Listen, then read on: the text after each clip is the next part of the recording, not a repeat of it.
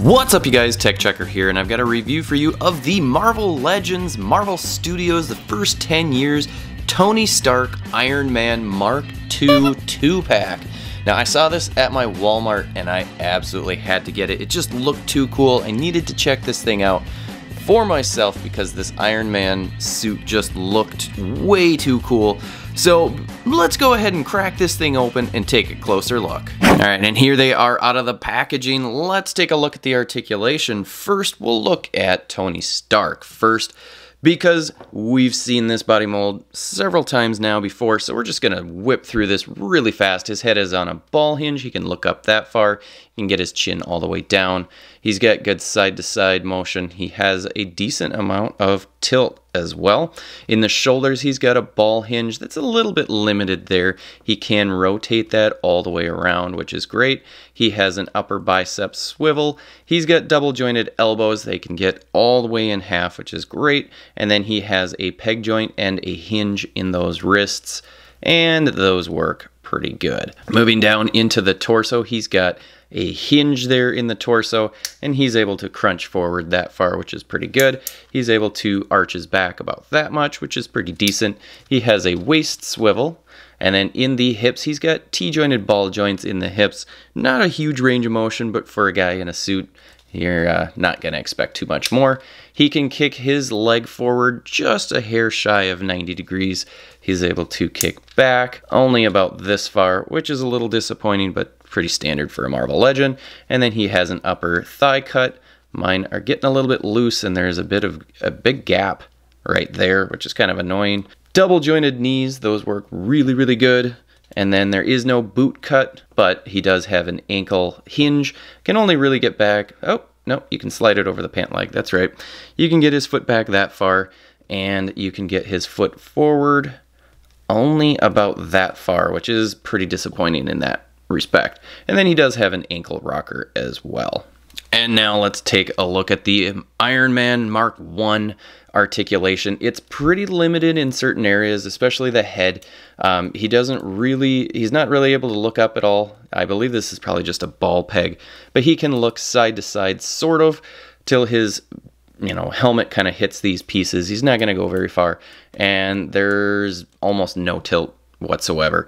In the shoulders, he's got a ball hinge, and he can only get his arm up that far, which there really isn't any material that's actually getting in the way. I think they just limited that joint, which is kind of disappointing. He does have full rotation of the arm, which is nice. There is no bicep swivel, but at the elbow it does swivel. The elbows are pretty limited as well. I mean, you're not even getting 45 degrees out of that, but you can go the other direction, which is useless. And there is no wrist articulation on either side. So that's a little disappointing.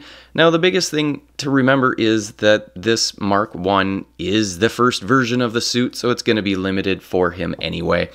In the waist, he has a slight swivel, but there is something that is stopping it from going all the way. Not that you need to go all the way, but I don't know, that's just a little bit disappointing. Down in the hips, he's got, I believe, T-jointed ball joints there, and he can really only go about that far. That is kind of expected. He's able to kick forward about this far. It starts coming out the more you go up, and actually he can get his leg all the way up, which is uncomfortable, but it does work. There is no upper thigh cut or any sort of swivel there, which is a little disappointing. He has a single jointed knee. That is really, really limited. It does swivel at the knee, so that's good, I guess. There is sort of an ankle hinge. It doesn't go very far back, and it doesn't go very far forward.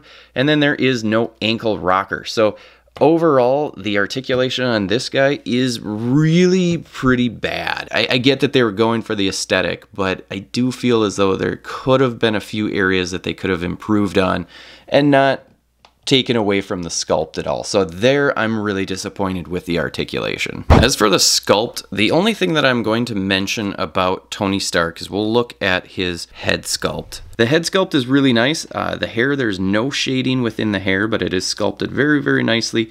They painted the face fairly clean. The eyes are pretty decent. I did have to go through probably about 4, I think, were at the store to get one that had paint that was, I guess, good enough for what I wanted. The rest of the body, there's nothing new here. Even the hands, I don't believe, are new at all, which is, you know, that's okay. I really like this body mold, other than it's a little hard to stand. I like that they painted the belt buckle. That's great. But beyond that, there's really nothing else to talk about for him. Now, let's talk about Iron Man Mark 1. This thing looks really, really cool. I really like the sculpt work. The head does seem a hair small for, I guess, what I would expect, but I guess that's not that big of a deal. I do like that they've got some nice paint. It looks kind of rusty, that they added a little bit of dry brush or something on there. They painted the reactor, which is really nice. They've got these kind of green parts of paint that make it look like either the covering, what would it be, like the chroming or something is coming off, or something like that. I really like that a lot. It just looks really cool. I like that they painted this little canister, gas canister of some sort. The sculpt is just really on point. They did a great job with the sculpt, and the paint is actually pretty good. As you can see down here, they've got some orange to make it look like the metallic, I don't know, surface covering. I can't even think of it anymore now. They made it look like that's coming off, which is really, really cool. They've got a little bit of a rust color here. They did a really nice job with a lot of the colors, and they even did it on his back, which they don't always do, put paint on the back of their figures, which is really cool that they did that. They did go all out for sculpt and paint work. They even painted the belt here for the legs, which is really, I mean, pretty unexpected, especially for a Hasbro figure.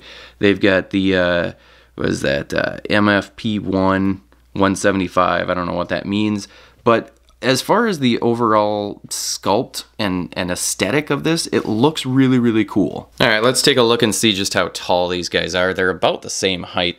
So the Mark 1 is coming in at right about 6¼ inches tall, and Tony Stark is probably going to come in about just a hair shy of, yeah, he's about 6 1/8 inches. So the only thing is I do feel as though he should be slightly taller. Let's go ahead and do a comparison. We'll throw Deadpool in right between them. Deadpool is about 6½ inches tall, so he is a little taller. That's the only disappointment that I have with this, is there's going to be a little bit more material at the bottom of his foot, and this is going to be a little bit bigger for the helmet, so I feel as though he should be slightly taller, but it still is a pretty decent scale figure. And last but not least, we're going to talk accessories. And unfortunately, Tony Stark doesn't come with any accessories. And the only accessory that the Mark 1 comes with is this little blast effect, which, you know, it's nice enough. It's kind of a translucent orange. It's somewhat pliable. But when you look at it, it looks a little bit weird, and you're kind of like, what do I do with this? Well, this part on his forearm is kind of it's got like a spring in it, and it is, I don't know, it's kind of lame. I don't really care for it. You basically push it in, see if it'll work, and it shoots. And I don't know, it's gimmicky. It doesn't look good when you're doing it, because when you push it all the way through, you can see it come all the way through. I don't know if you'll be able to see that there. But that, I don't know, that's just kind of dumb. I mean, it's fun to have the little action there for the kids, but at $45 retail, I don't think a lot of little kids are going to be buying this, and I don't think a lot of parents are going to be buying their kids this. So I don't know, it's a little disappointing. I would have preferred that they would have given us, you know, some accessories, maybe like a cell phone or tablet or some interesting little gizmo that Tony Stark could have, or how about some alternate hands? That would have been cool. I don't know. So what do you guys think? Let me know in the comments below what you think of this 2-pack. Is it a must-have? For me, I don't know that it's a must-have anymore. I'm a little disappointed in it. So I don't know. Let me know in the comments below what you guys think. I hope you enjoyed this review. If you did, hit the like button, hit the subscribe button if you haven't already. What are you waiting for? Hit that subscribe button. And until next time, I'll see you later.